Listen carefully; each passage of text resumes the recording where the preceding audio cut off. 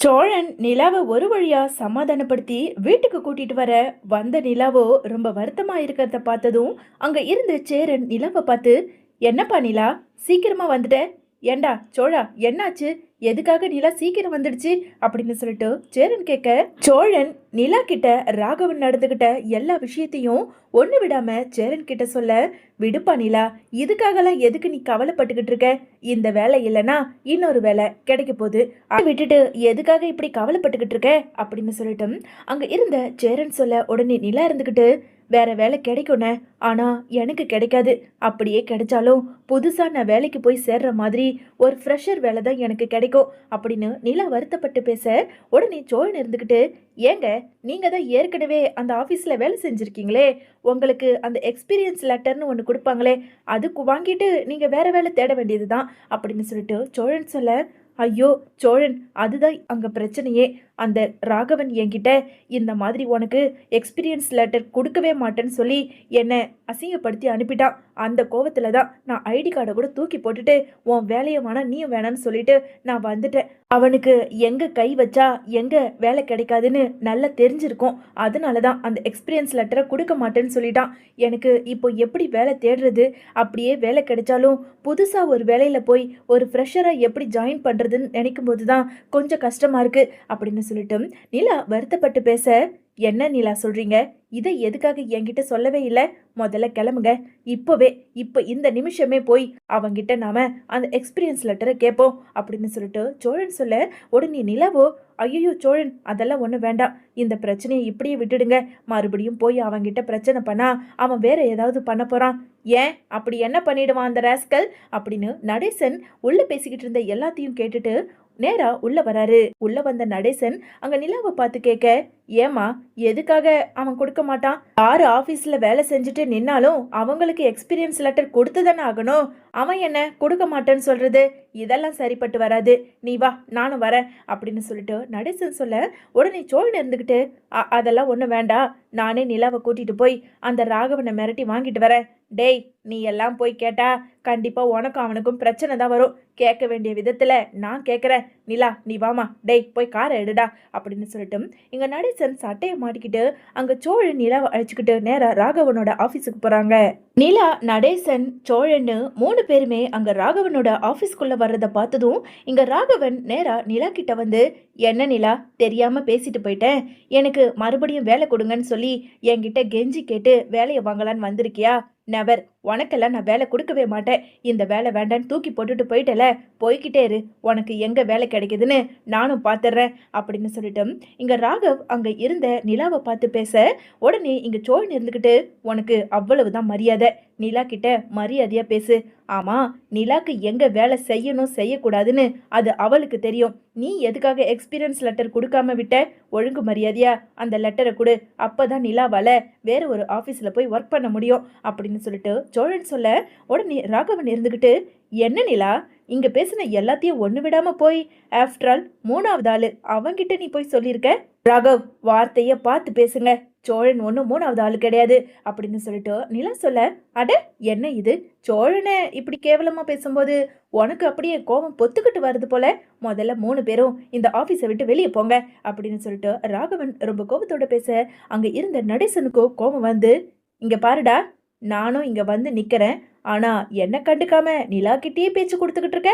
ஆமா, நீ என்ன நினைச்சுக்கிட்டு இருக்க? நிலா இந்த ஆபீஸ்ல தானே ரொம்ப நாளா வேலை செஞ்சுக்கிட்டு இருந்தா, அப்போ நிலா இப்போ வேலையை விட்டு நிற்கும் போது நீ தானே அந்த எக்ஸ்பீரியன்ஸ் லெட்டரை கொடுக்கணும்.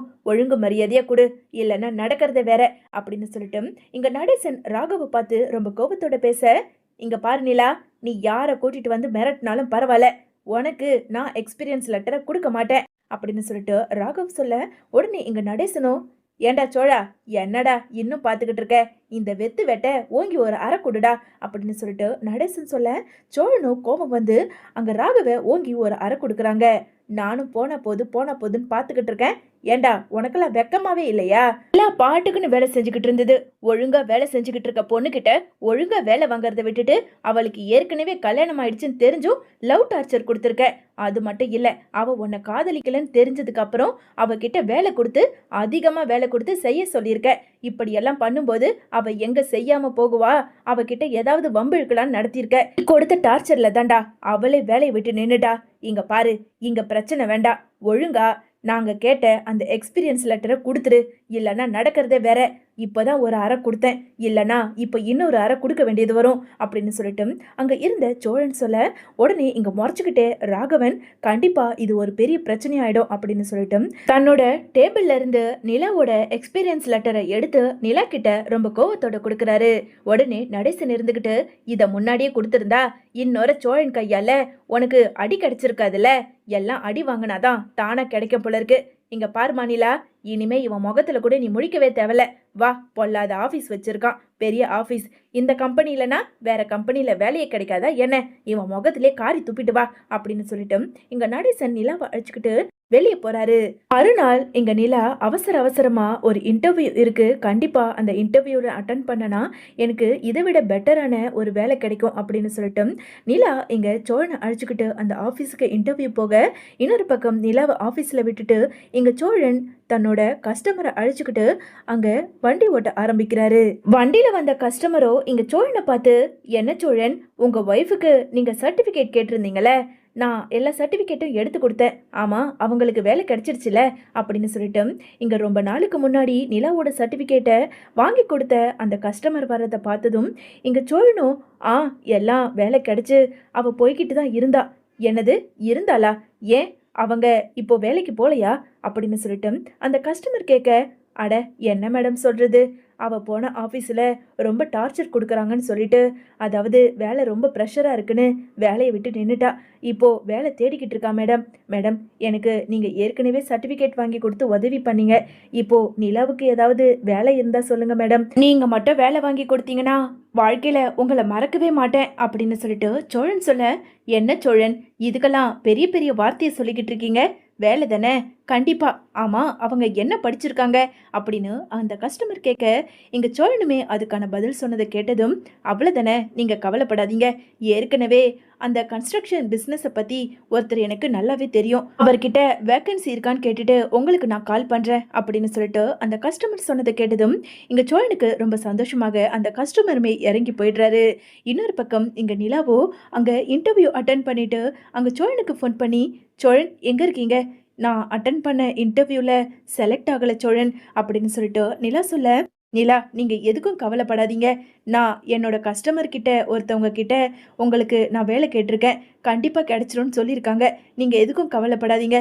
நீங்கள் எங்கே இருக்கீங்க, நான் வந்து உங்களை பிக்கப் பண்ணிக்கிறேன் அப்படின்னு சொல்லிட்டு இங்கே சோழன் சொல்ல, மறுநாள் இன்னொரு இன்டர்வியூக்காக இங்கே நிலா கிளம்பிக்கிட்டு இருக்க அங்கே சோழனுக்கு அந்த கஸ்டமர் ஃபோன் பண்ணி, சோழன் வேலை கன்ஃபார்ம், ஆனால் ஒரு சின்ன இன்டர்வியூ மட்டும் உங்கள் ஒய்ஃப் நிலா கிட்டே எடுக்கணும்னு அந்த ஓனர் சொன்னார். ஸோ நீங்கள் சீக்கிரமாக அவங்கள கூட்டிக்கிட்டு நீங்கள் அந்த ஆஃபீஸுக்கு போங்க, உங்களுக்கு நான் லொக்கேஷனை சென்ட் பண்ணுறேன் அப்படின்னு சொல்லிட்டு அந்த கஸ்டமர் இந்த மாதிரி நிலாவுக்கு வேலை இருக்குது அப்படின்னு சொல்லிட்டு ஒரு சந்தோஷமான விஷயத்த சொல்ல, சோழனுமே வேக வேகமாக வந்து அங்கே நிலா கிட்ட, இந்த மாதிரி இன்டர்வியூ உங்களுக்கு இருக்குது, கண்டிப்பாக அதில் நீங்கள் செலக்ட் ஆகிடுவீங்க, செலக்ட் ஆகலைனாலும் உங்களை செலக்ட் பண்ணிடுவாங்க, நீங்கள் வாங்க போகலாம் அப்படின்னு சொல்லிட்டு அந்த கஸ்டமர் சொன்ன அந்த லொக்கேஷனுக்குமே நிலாவை அழைச்சிக்கிட்டு போக, நிலாவோ அங்கே போய் இன்டர்வியூ அட்டன் பண்ணிட்டு, உங்களுக்கு வேலை கன்ஃபார்ம், நீங்கள் எக்ஸ்பீரியன்ஸ் லெட்டர் வச்சுருக்கீங்களா அப்படின்னு சொல்லிட்டு அந்த ஓனர் கேட்க, இங்கே நிலாவுமே அந்த எக்ஸ்பீரியன்ஸ் லெட்டரை எடுத்து அந்த ஓனர்கிட்ட காட்ட, ஓனரோ உங்களுக்கு வேலை கன்ஃபார்ம், நீங்கள் இன்றைக்கும் சரி இல்லை நாளைக்கும் சரி வந்து ஜாயின் பண்ணிக்கலாம்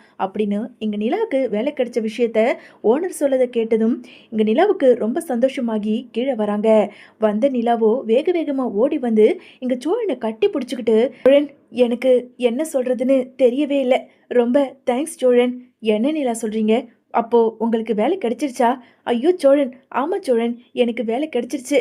இதுக்கெல்லாம் நீங்க தான் காரணம். நீங்க மட்டும் இல்லனா எனக்கு மறுபடியும் இந்த வேலை கிடைச்சிருக்காது.